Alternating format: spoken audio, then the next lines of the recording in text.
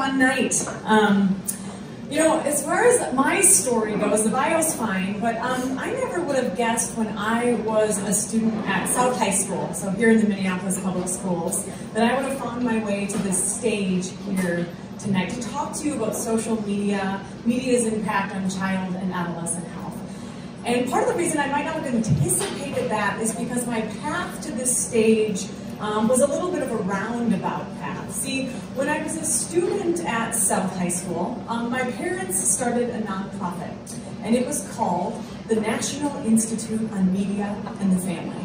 And the mission of my parents' nonprofit was to maximize the benefits and minimize the harms of media's impact on child health and development. Now, I know this is not a required event here tonight. You all have elected to come here of your own free will. So as I describe my parents' life work, I see some heads nodding.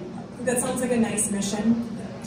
Let me remind you that I was in high school at the time when my parents started their life work. So I was not on board with the mission of the National Institute on Media and the Family. We got off to a very rocky or antagonistic beginning, to say the least. My relationship with their life work was arguments about why I had to do my homework before I played video games, why I had to be thinking critically about everything that I was seeing on screens. So as any good teenager does, I looked squarely into my parents' eyes and I said, I want nothing to do with you and your life. And I marched off into the world straight for the great state of Wisconsin. Really stuck it to them. And of course, what happened is I started to look at the world around me. And the seeds that my parents had planted at the very beginning of the digital revolution were starting to grow fast and furious all around me. Of course, now we are parenting and teaching in the heart of the digital revolution.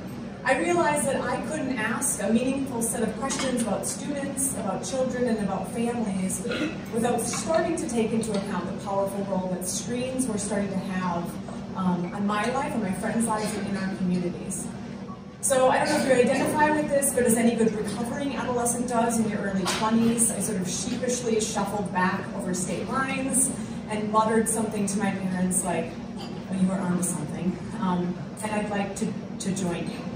Because it really shouldn't just be my parents' generation, my generation. It should be us sitting at a table with our students as well, and with kids to start asking a set of questions about how do we live well in a world dominated by screens.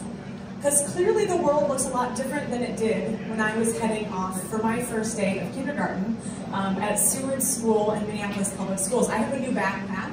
I'm pumped. The whole world is in front of me. Brian looks pretty excited. Dan's already deeply disillusioned about the educational process in third grade. But this is kind of the media ecology of my childhood in terms of sort of what devices we had, how we shared data, how we stored data. And then you compare that, of course, to the media ecology of students and children today, and it is a world apart. More devices, more screens, more data, more stories, more powerfully presented than any other time in history. Right? Arguably one of the greatest lifestyle changes in the last generation is the sheer amount of time we spend with entertainment media. Right? Data hot off the presses this fall from Common Sense Media remind us that teenagers today, once you put multitasking hours sort of end to end, that young people spend over 7 hours every single day with entertainment media, not for school. Certainly more time than many of them spend sleeping, more time than they spend with coaches, mentors, educators, teachers, guides. You know, we know now that 53% of 11-year-olds have their own iPhones, or their own smartphones. And so as we look at the media landscape, of course, it begs a lot of really important questions. Not the least of which, as we look at anxiety and depression levels rise in the last number of years, is social media good or bad for student mental health? I get asked this everywhere I go these days. Now I wish here tonight, in the context of this short and neat talk, that I have a simple response to this question. But if you really dig into the data, is social media good or bad for student mental health? The answer is really yes. It depends. Or maybe the old Facebook status update, it's complicated. If we look at news headlines, it doesn't help us at all. Here's one from a couple of years ago, right, that claims depression and anxiety soar in young women in social media age. And then we see within a few weeks another headline that promises the opposite, right? Researchers say Facebook makes you as happy as getting married. So we're just reading the news like, what is going on? But if you've been in the field for a long time, in some ways these divergent headlines aren't that surprising. They reflect one of the essential truths, it seems, when we start studying about media's impact on kids, which is that we're probably not going to discover whether they're good or bad. The media, or the data continues to tell us that digital technologies aren't inherently good or bad, they're powerful. The good or bad depends upon how we design them, how we use them, sort of the role that they play in our families, in our schools, and in our communities. So part of what we want to do is unpack that power a little bit. Just because we don't have a simple answer doesn't mean we're not starting to understand a more nuanced and helpful set of questions. Because again, if we really take seriously that the relationship between social media and mental health is complicated, then let's start asking a more complicated set of questions. Here are some of the questions that the data points out would be helpful for us to start asking our students and our kids. When it comes to social media, right, how are they using it? How do they feel about it? How much and when do they use it? And finally, what could they be doing instead? And what we see is that as students and young people answer these questions in different ways, it does shape their outcomes. We do see that there is a very small but statistically significant correlation between our time with social media and increased levels of anxiety and depression. It's quite small on a population level, right?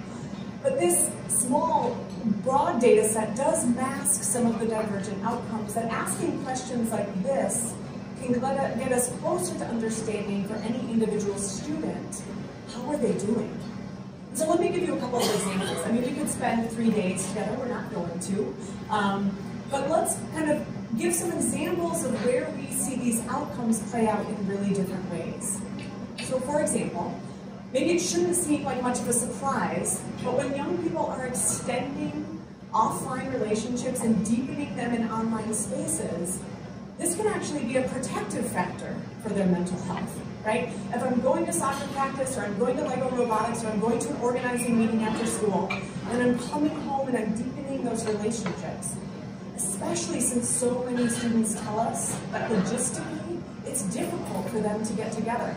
Because they're working, they're taking care of siblings, they don't have transportation.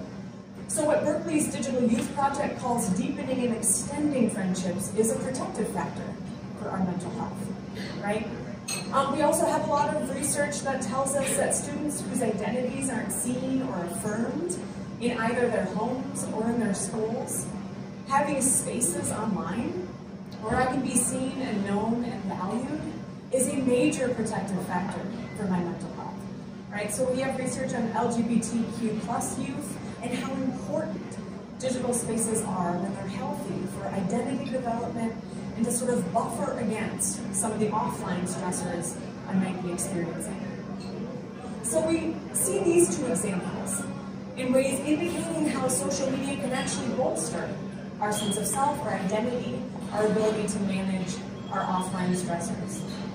And then you compare that to getting home from school, logging on, and scrolling, and scrolling, and scrolling. And this kind of hyper-passive use has a much stronger association with increased levels of anxiety and depression. Right? It's like being invited, or going to a party that I wasn't invited to, sitting in the corner and watching everybody else have the time of their lives. So how we use social media really matters, as well as what we encounter when we get there, right? So a recent study reminded us that 58% of youth of color, for example, experience a direct discriminatory incident It's no surprise that if I experience acts of aggression or racism online, that's strongly associated with my offline experiences of anxiety or depression. And we see this here when it comes to racism, we see it when it comes to bullying, we see it when it comes to misogyny or unwanted contact, right? That in so many ways our socially networked lives just mirror and magnify offline challenges. And the reason this is so important for us to pay attention to is because it shapes our response. Because it turns out that if we just say, get off those phones, there's still a lot of offline dynamics that we haven't attended to. Now the mirroring and the magnification increases the urgency. It increases the psychological impact. And it makes it ever more pressing that we take a look at these dynamics and how they play out in both offline and online spaces. So how we're on social media, what we experience and what we encounter when we're there, and then when we use social media. We may not have the most robust data on exactly the size of the effect for social media and mental health, but guess what we have tons of research on? This stuff.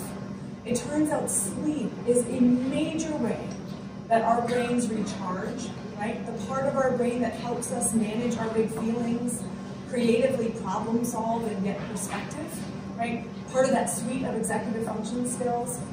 Unfortunately for us human beings, that part of our brain is not a limitless resource. It's limited, it gets tired, especially in high demand executive function environments like school. So the only ways that we recharge that part of our brain is by sleeping, exercise, mindfulness, right? And unfortunately, as we look at the data, as screen time goes up, sleep tends to go down in terms of quality and duration. And us adults are no better. Way more adults sleep with our phones on or near the bed, scrolling ourselves to sleep, but over a third of teenagers do as well. So paying attention to how, to what we encounter, and to when we use social media significantly shifts the outcomes. We still have all kinds of questions. We'll have to do an EDTalk again. Dave and I will come back. We'll revisit the research. There's all kinds of important questions, right? Does the internet cause depression and anxiety? Do children and adolescents who are living with anxiety and depression use the internet more often as a coping mechanism? Or is it a combination of both? But just because we don't understand all of the complexity yet, doesn't mean that this new set of questions doesn't point to some really important strategies. We don't want to do our whole EDTalk just on questions without thinking, well, what can we actually do? And I think that the data does point to some important strategies. The first one is don't assume, start by listening. Listening to our students, listening to our kids. We often assume that the very worst version of kids is online. This is where they go to taunt one another. This is where they go to bully one another, to spread rumors. Sometimes when we ask questions and we listen, we realize that the place where a young person feels most courageous, most kind, most creative is in their online world. And that actually the hallways of school are the most difficult for them. If we don't understand the way that the identity online and offline are starting to fray, it's really difficult for us to support them. So before we can address anything, we can ask a better set of questions. Instead of get off that thing, we can say, open your favorite app and let's talk. What do you use this app for? How do you participate? Who do you know here? How does it make you feel? What kind of support do you get, right? How would you feel if this space went away? Now, if any of you are working with students or parenting kids right now, you know that this doesn't happen in one long conversation where you get up and like, I have a list of 10 questions I learned in an EDTalk. I'd like you to be emotionally vulnerable and show me into your online world. Never going to happen. But these are questions we can keep in mind as caring adults as we're getting clues to whether social media are helping or hurting. Now, if we start by listening and we're open to digital strengths, that doesn't mean there isn't room for boundaries. Strategy number 2, go screen-free where it counts. Luckily, we have Dave who's going to follow up with much more detail on how we can actually practically do this. But in the field, up until very recently, we've talked about screen time as one thing. A screen is a screen is a screen. And we've talked about minutes and hours as the primary way to manage time.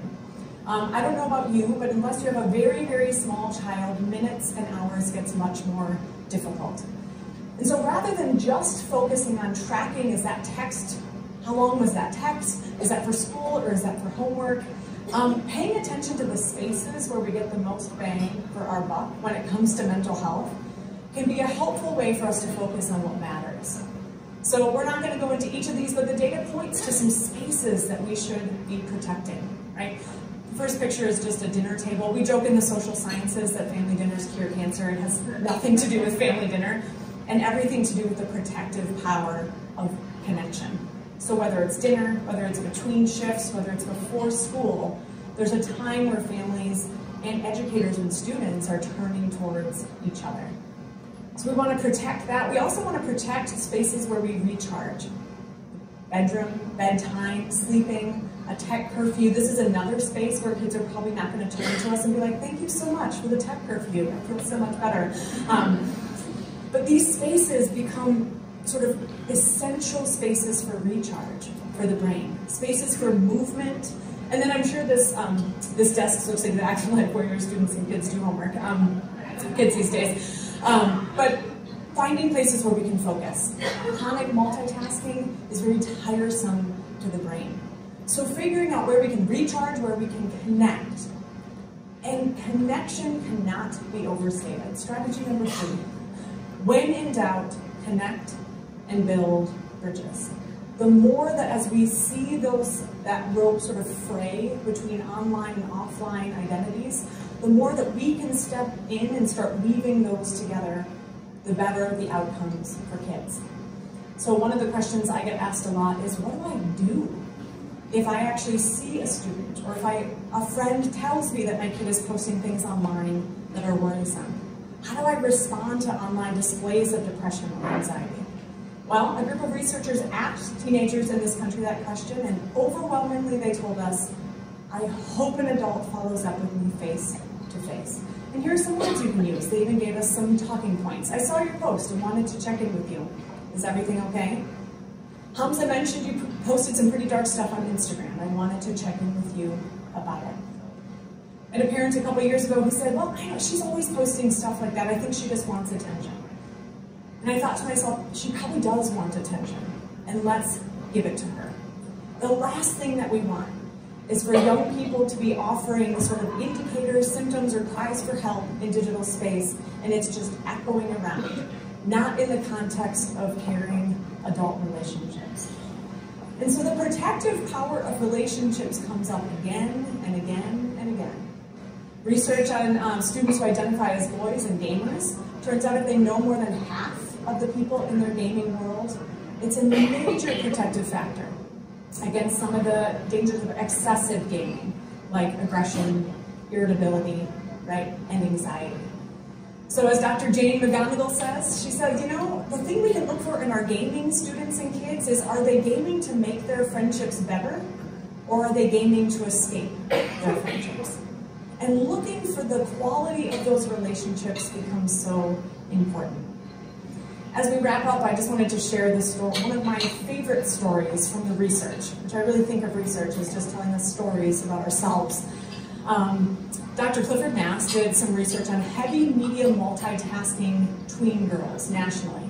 And what he found at first glance was very disconcerting, right? He found that heavy media multitasking tween girls, everything we wanted for them got worse. Lower self-esteem, lower feelings of social normalcy, lower feelings of social efficacy, and all the headlines across the country ran, right? Media ruining tween girls. And Dr. Nass, if you got a chance to talk with him before he passed a couple of years ago, said, oh, they missed the best part of my research, which was that he found this incredible antidote to the negative effects of media in these kids' lives. And it was this stuff. For every hour of face-to-face time he added back in, controlling for the data, he found that the outcomes started to improve, even when holding media use consistently high. And so often when we look at studies of technology in kids, we realize that the study is not really about technology. It's about what it means to be human. And this stuff is really good for us. It's not easy, it's messy, it's complicated. For some of us, it is more anxiety-producing than others. But in the words of Sherry Turkle, to make our lives livable, we have to have spaces where we are fully present to each other, and where we are not competing with the roar of the internet. So as we conclude our short little time together tonight, I think as we look at the question of is social media good or bad for mental health, the answer truly is it's complicated. And so what we need to do is make sure we're continuing to ask really important, big, soaring, collective questions. Like, are we designing spaces offline and online that are good for young people? And then really personal questions. Are we willing to build bridges between those spaces? And probably the most important question of all, which is, are we willing to sort of go towards that bridge, ask of ourselves and ask our students to put away their phones, and to walk towards each other? And I think when we do that, we start planting seeds in kids' lives, and we're not quite sure how they're going to grow. So I hope this was a good tour of that big question that ends up being a bit more complicated, but is an important one for us to keep planting and nurturing here together tonight. So thank you so much.